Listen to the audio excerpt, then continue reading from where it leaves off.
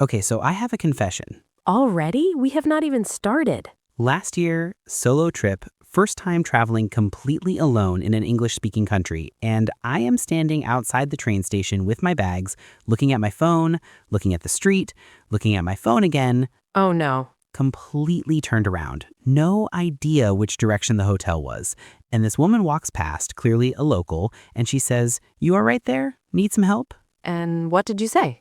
I said, "Yes, please. I am trying to find my way to the hotel."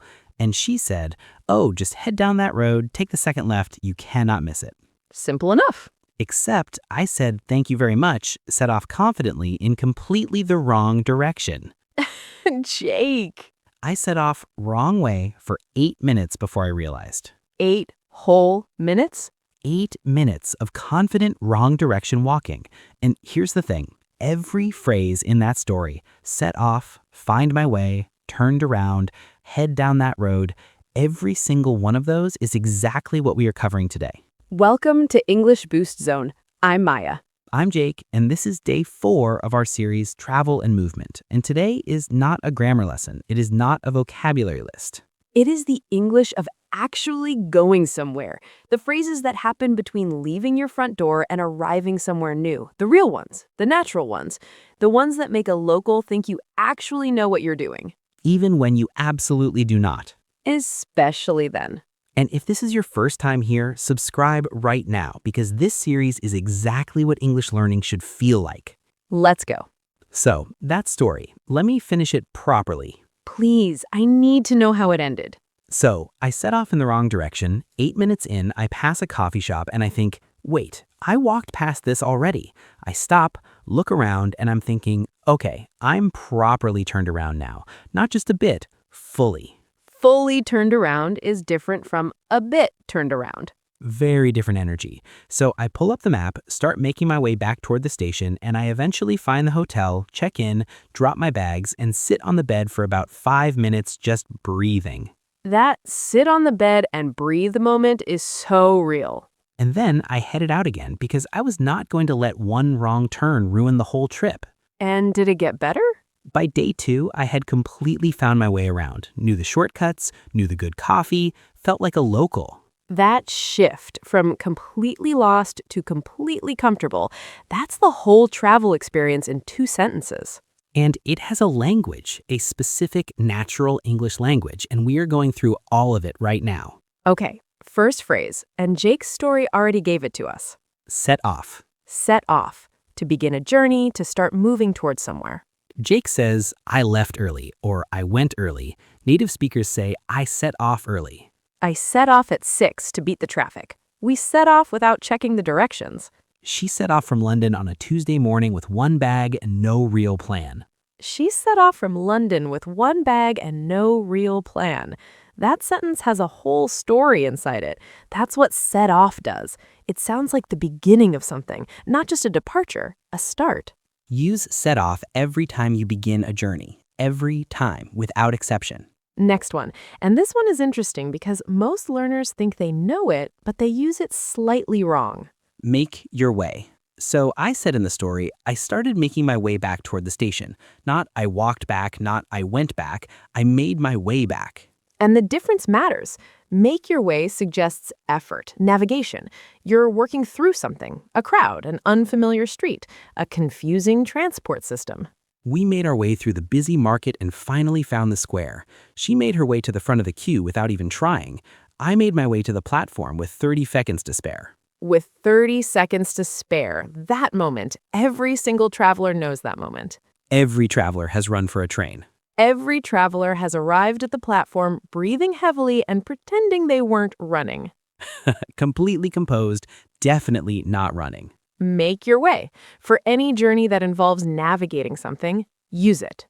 Okay, next one. And this one I want to spend a moment on because when learners hear it for the first time, they always say, "Why did nobody teach me this before?"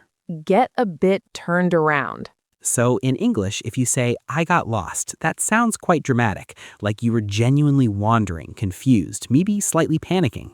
But most of the time when we're traveling, we're not completely lost. We're just briefly uncertain about which direction we're going. And that specific feeling, that specific moment has its own phrase.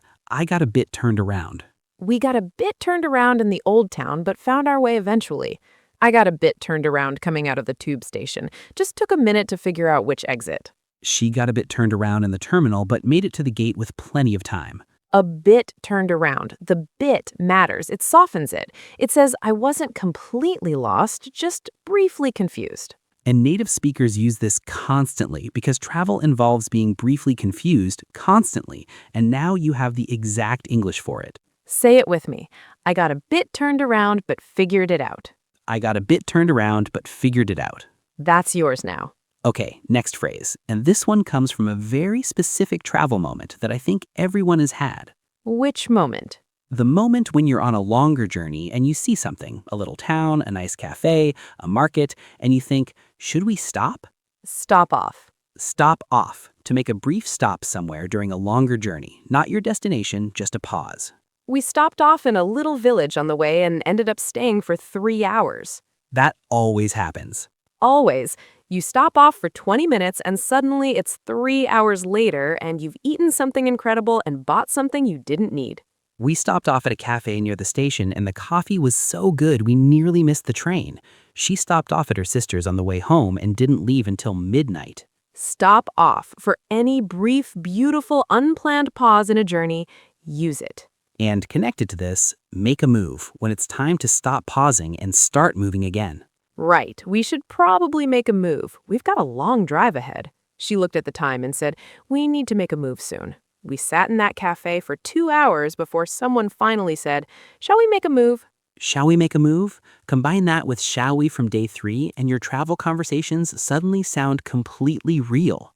Make a move. When the pause is over and the journey needs to continue.